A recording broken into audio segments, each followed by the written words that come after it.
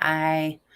I'm back to revisit a poem that I read to you last week, and it's titled American Horror Story by Megan Burns. And I'm going to read the poem again and I'm going to talk about it a little bit. Someone had asked me my thoughts on it, and I thought, well, that could be a good follow up video. And today seems like a good day to try to do that. So, this is kind of a tough one. So, content warning, rape, abuse is all involved here. So I'll tell you what my thoughts on it are and go on about a few other things. And anyway, I'll try today. All right. Thank you. So this is Megan Burns. It's from Fuck Love. I'm sorry someone hurt you, which is coming from this piece of graffiti that's in here, which I assume also, I didn't say this last time, but I assume someone had written Fuck Love. And then someone else came along and wrote, I'm sorry someone hurt you, which is actually really cute and sweet. So, and it winds up being the title of her chapbook, which is put out by Shirt Pocket Press, which I also did not mention last. All right, so this is called American Horror Story by Megan Burns. What is it about a woman's body that is so rapeable that the telling is apparent so it whips? Once upon the house of holy in red tinted diabolicals, where ran this fluid? What a calling! She can be a nevering, she can be thrust, hush. The lickiest lullaby, dreams are full of unspeakable desires. Can you have a story without the bending of her, without the undressing, without the insertion, without the subtle cues that speak? What is power? What is love in the face of? The end result of cultural misogyny is socialized murder. But let's recall that fiction excuses male violence when it's caused by evil forces. Twin Peaks, this plot line. So the infestation is excusable. In this one, she gets a baby. In this one, she gets fame. In this one, she gets revenge and to be born again. See, rape is a way for a woman to get ahead. This horror show, this our American horror story, in any century, in any city, the script stays the same. Foucault claims that social mores keep people by line use stays golden. Media pool, this news refracts. You get to see how it looks. The raping, you get to pause it, you get to rewind it, you get to fast forward it, but you can't have the tail excised of it. You have to participate if you want in. You have to participate if you want in. And everyone wants in. Who doesn't love a good scare? All right. So I'll say a few things about this. One thing that comes to my mind is the difference between modernism and postmodernism. In modernism, we were taught that only the author really knows the understanding of a work of art. In postmodernism, we say that there are many readings of one piece of art. Um, the thing about that I find really the most fascinating is anyone who's learned literature in the past, I don't know, 80 years will have learned some modernism unless you made a foray into postmodernism. But prior to the modernist movement, everyone always believed that texts had a variety of readings. There were a variety of ways to read a text. That's actually postmodern is the same as pre-modernist. So the modernist movement actually surfaced and is still taught in academia. Is still kind of considered the smart thing is to be a modernist, and postmodernism is considered kind of an aside, a philosophical aside, or an artistic aside, a different way of viewing academia. But the fact of the matter is, postmodernism is the same as the pre-modernist era. So here's the reason for that is that modernism actually rose and took over in literature and in academia at the point that you had a lot of people that were other than cis white heterosexual men, or at least cis white men, writing books, and not only writing books but being literate. We're coming out of a time period when only certain and even certain classes of white men. So when you started having more working class white males writing books, you were starting to have women write books. You were starting to have, even folks who had come off of plantations in the Americas, who had become free from their captors, were literate and were writing books and also having something to say about literature that had been written by a certain class of white men for a long period of time. So you had people who were starting to say, actually,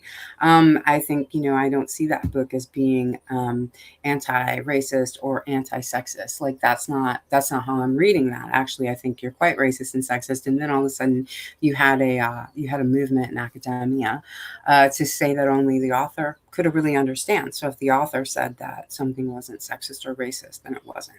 And as far as I'm understanding, anyone that's still studying literature will be brought up under that modernist container. So I hope that's interesting and helpful. I'm kind of assuming in this poem that Megan was actually watching that show American Horror Story, which I too, I mean, it's a American Horror Story. I mean, you kind of expect it to be bloody. I was hoping it'd be more just scary than it was bloody, but it was really gory and really rapey, and I couldn't watch it either. I don't watch it. I don't watch much stuff, but I know Megan Burns actually is pretty fond of pop culture and watches a lot of things, I think. Perhaps she'll correct me. And I don't so much, but I did try to watch that show. And I think that that's probably where she decided to title this poem and come in on this poem. So I want to talk about a couple of other things that are true of our entertainment. The raping and murdering of women, particularly women of color, particularly trans women of color, it's high. It's something that we really call entertainment. And if you think about this, and think about your own children, if they're watching television at all, how many simulated rapes and murders have they seen?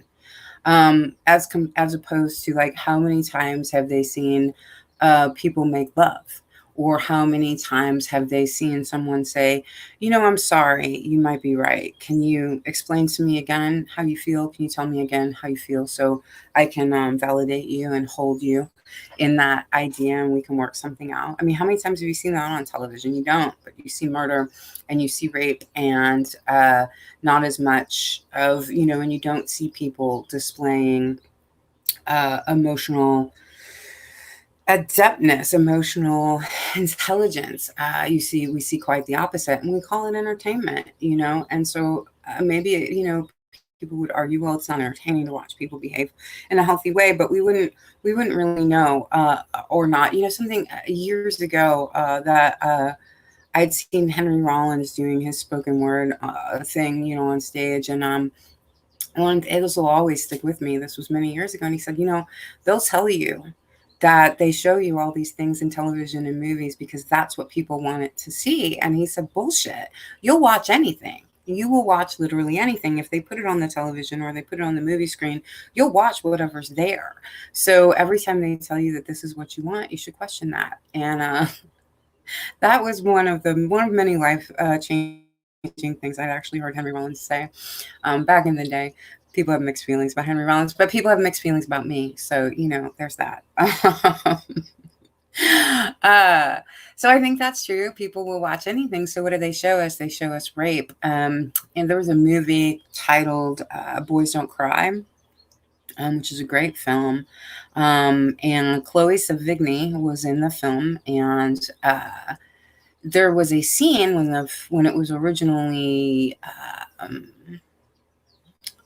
filmed. There was a scene where, and I can't remember who the other star in the film was, but the story was about a trans man, and Chloe Sevigny was his girlfriend.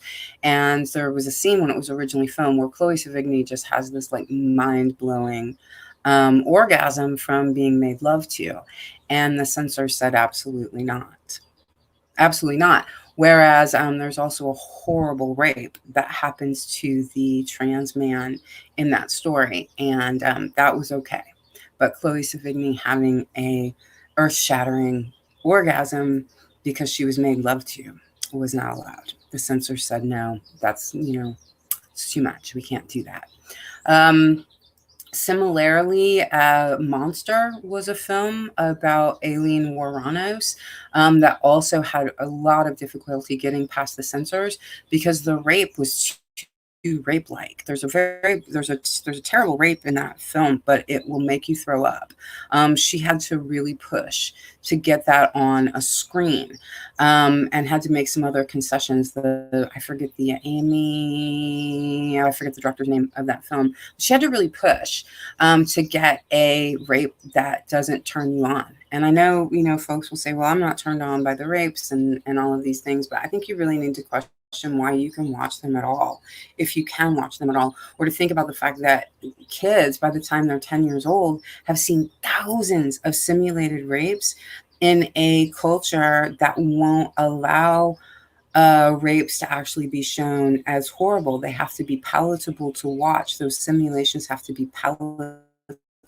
In true crime reenactments, also, you don't ever see, usually you can pay attention to this, you see you see a hand getting tied down and a scream, ah, and you see a foot, and you see parts, and you see shadows, and you see the looming figure, and you see all of these things in these reenactments that actually have this effect on the mind of making it titillating, if not sexually titillating, at least it makes it narratively titillating. Whereas if you were actually showing a depiction of what it looks like, the horror, the terror, the disgust of what it looks like to assault someone, it wouldn't be on television. So they're consistently giving you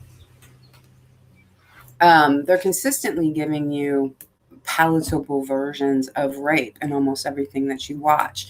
What was another? Oh, here's another example. There was a television show that used to be on called Hunter. It was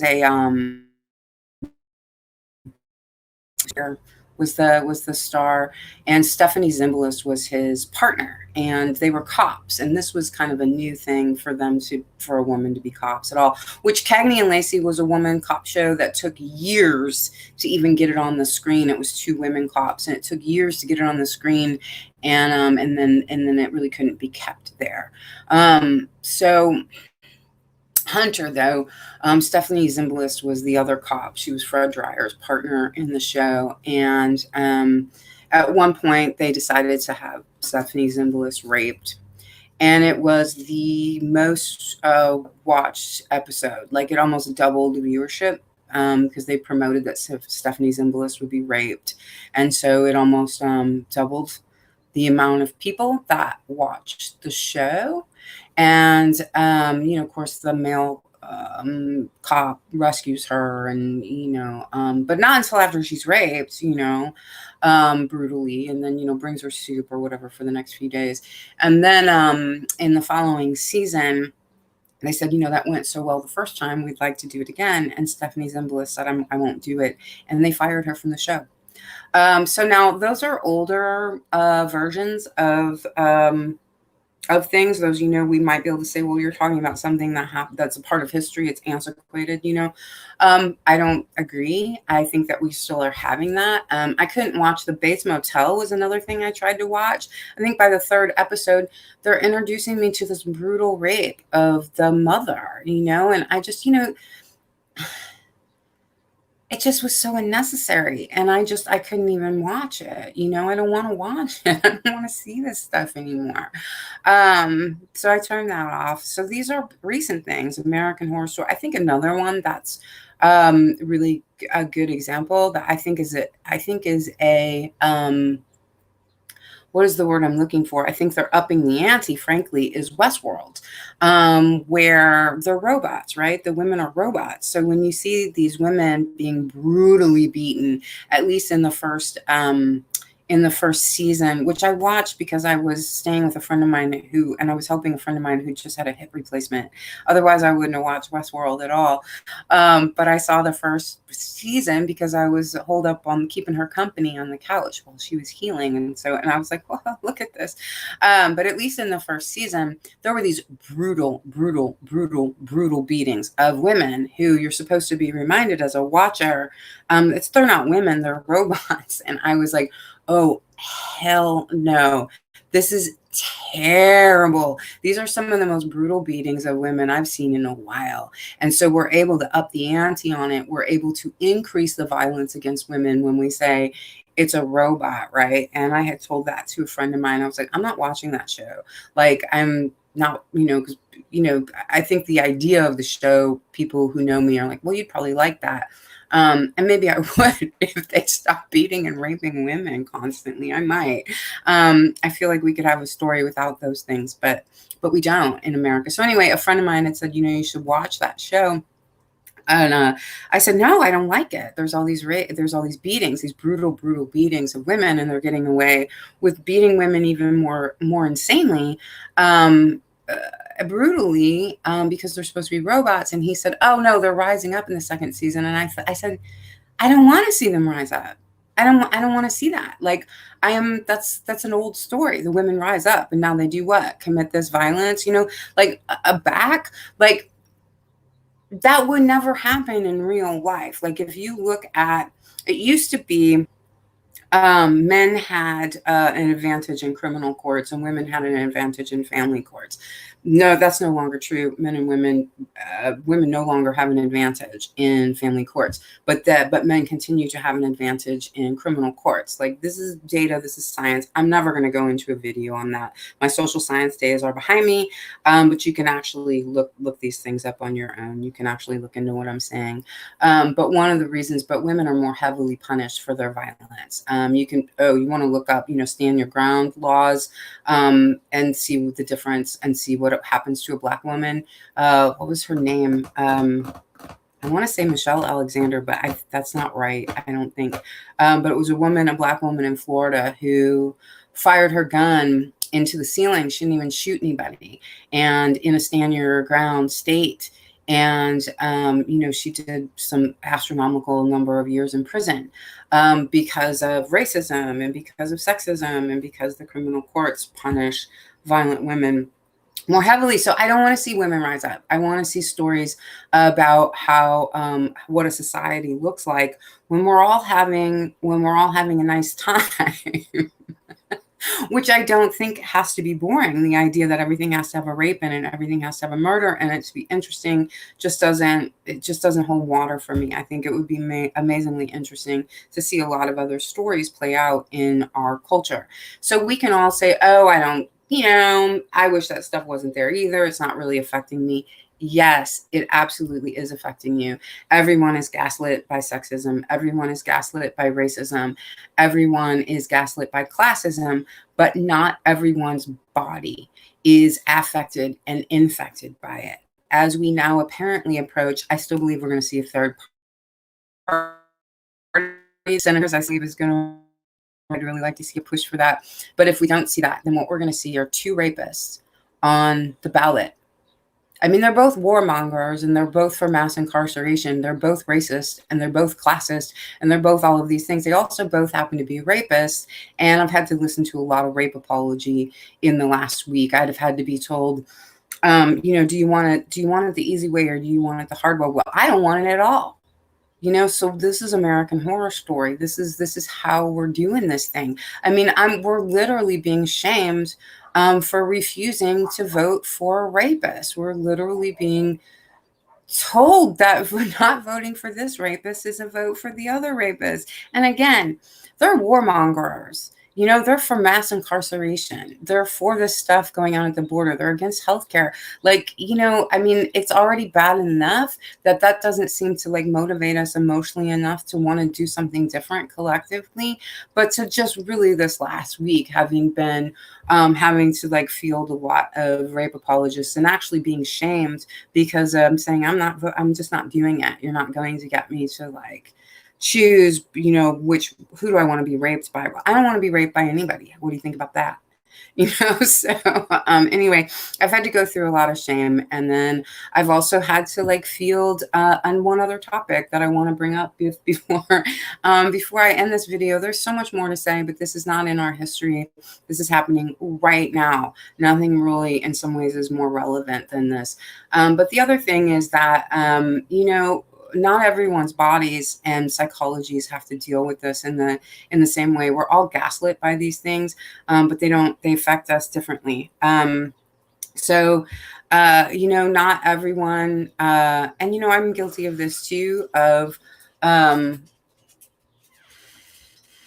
at some point in time, there's one particular time that I remember in particular where, I went, like on Facebook or something, and I went to like, a Black woman I wanted to impress, and like, said like, you won't, like, here's some like shit about racist white people. Almost immediately, like, I realized what I had done. Like, this woman she already knows. She doesn't need me. Like, I didn't go do anything and stand up against any racist that day. I just, went over to this person that I liked and just kind of said like, oh, I know what you mean, or whatever. So like, I'm guilty of doing that. So I want you to understand, but I'm also capable of checking myself and saying, well, now there's something I'll never do again. Black people don't need to like feel like they need to pat me on the head because I understand a little something about racism, because I certainly don't understand that much as a white woman. I really don't know what it means. And so I want to say the same thing about rape. Don't go deciding that you can make rape apologist jokes with women, or go get your pats on head like, I know how messed up all this stuff is about these rapists and blah blah blah. You know what? Jump in and do something. Say something to rape apologists. Don't come to me and want me to pat your head, because I am not in the mood. And I'm saying that as someone who clearly, obviously, I've just outed myself as having done the same thing. And so I hope that's helpful to you in stopping yourself from doing it, and to recognizing how important it is at this point in time to step in against rape apology. Don't just make a show of it with vulnerable people that you want to impress. Just either get in and do the dirty work. And even if you do get in and do the dirty work, don't expect anybody to pat you on the head. If you need a head pat, you're just part of the problem. Okay. You're just somebody you're just part of this whole system that insists that the people whose bodies and minds are most deeply affected by the ills of our society somehow need to find a way to care for people who are not that vulnerable, but somehow able to see the ills. Okay, so that's just not what we're going to be doing this week. It's not what we're going to be doing this year. That's not what time it is anymore. Okay, so we can all, you either have the spoons, so to speak, to do some of the work, or you don't. But you don't need a pat on the head from the people who are going through the worst of this, whose bodies are literally threatened by rape, whose bodies are literally threatened by mass incarceration, whose bodies are threatened by deportation, whose bodies are threatened by warmongering. Don't ask us to pat you on the head. And if you fall into one of those categories and not the other, don't ask the others of us to pat you on the head. So again, I've been guilty, but we can all change, and we can all take a note, and we can all do better. I feel like there was one other thing I really wanted to say today. I don't know what it is now. Like, oh, I know what I wanted to say. All of these cultures gaslight all of us, and some of us are more vulnerable, and some of us are more threatened than others. But one thing that gaslighting is not is something you allow people to do to you. You don't allow or disallow gaslighting. Gaslighting happens to you. If you don't know what that word means, look it up. There's a lot about it now. It's a very popular term, and I think it should be. And anyway, it's not your fault if you're being gaslit. You're not somehow less than if you're being gaslit. And like I said, we're all being gaslit, but some of us are going to be more vulnerable than others. And so you can't just decide not to be gaslit. That's not how that works. That's not how that goes down. And if someone is condescending to you or talking down to you about that, I'm sorry, because there are only various degrees to which one can leave the circumstances of their lives. Sometimes it's somebody you don't know very well and you can walk away. And other times, often, it's your partner, it's your parent, it's your child, it's somebody who lives across the hall and stops you every time you're at the mailbox to tell you why Trump's a really good guy, or now Biden. So whatever your case may be, I do understand that we can't always get away from people who are gaslighting us, and we can't always get away from how it makes us feel inside. Maybe that's what I want to say more than anything, is that it's not really a choice a lot of times about how it makes you feel. And if anyone's condescending to you about that, at least hopefully you can check yourself.